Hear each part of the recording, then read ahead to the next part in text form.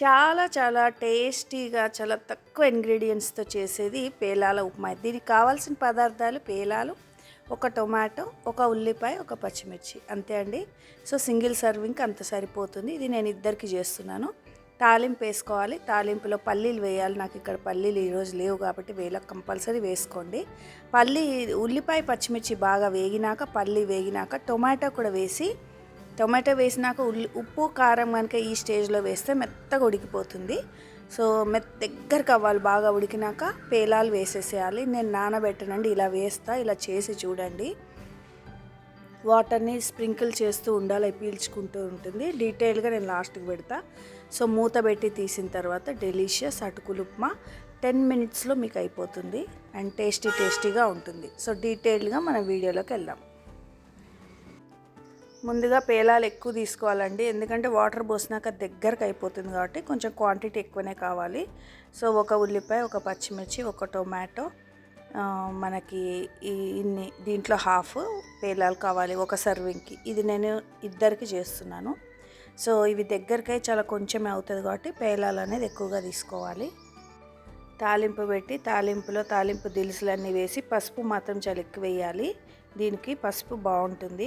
వేసిన తర్వాత కరివేపాకు అన్నీ అయినాక పల్లీలు కూడా వేసి వేయించుకోవాలి. పల్లీలు ఈరోజు నా దగ్గర అయిపోయినాయి. వీడియో చేసేటప్పుడు వేస్తే చాలా టేస్టీగా ఉంటుంది. అందులో ఫస్ట్ పల్లీలు వేగినాక ఉల్లిపాయ పచ్చిమిర్చి వేయాలండి. ఉల్లిపాయ పచ్చిమిర్చి కూడా బాగా ఎర్రగా వేగాలి. ఈచ్ అండ్ ఎవ్రీ ఇంగ్రీడియంట్ వంటలో చాలా చిన్న ట్రిక్ ఏంటంటే, ఏ ఐటెం వేసినా కూడా ఐటెం వేగినాకే సెకండ్ ఐటెంకి వెళ్ళాలి. ఇప్పుడు ఉల్లిపాయ పచ్చిమిర్చి ఫస్ట్ తాలింపు వేసినాం, అది వేగాలి. వేగిన తర్వాత ఉల్లిపాయ పచ్చిమిర్చి అది గోల్డెన్ బ్రౌన్ రావాలి. అది వేగిన తర్వాత టొమాటో వేయాలి. మరి టొమాటో కూడా మెత్తగా అయినాక నెక్స్ట్ ఐటెం. అలా ఇది చాలా సింపుల్, ఇది మనం గుర్తుపెట్టుకోవాల్సిన టెక్నిక్. ఇప్పుడు మనం టొమాటోస్ వేస్తాం.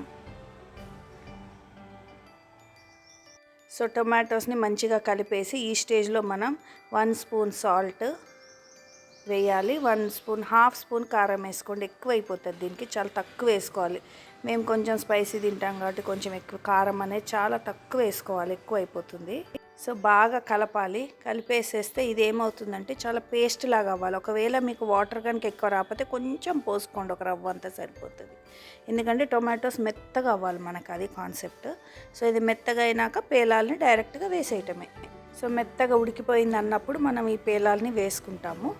వేసుకున్నాక మీరు ఒక సర్వింగ్కి 2 గ్లాసెస్ వేసుకోండి. మనం మంచినీళ్ళు దగ్గర గ్లాస్తో 2 గ్లాసెస్ పేలాలు వేసుకుంటే ఒక పర్సన్కి వచ్చేస్తుంది. సో మంచిగా కలిపేసుకోవాలి.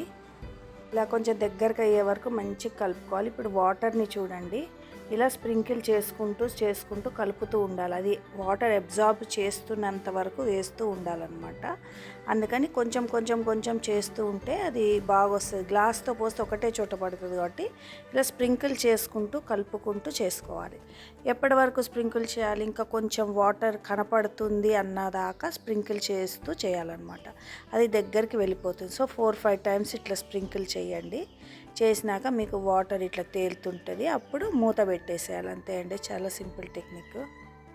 చూడండి 4th టైం కూడా స్ప్రింకిల్ చేశాను. ఇప్పుడు వాటర్ అనేది మధ్యలో కనిపిస్తున్నాయి చూడండి. ఇప్పుడు మనకు అయిపోయినట్టు. ఇప్పుడు మూత పెట్టేసేయండి.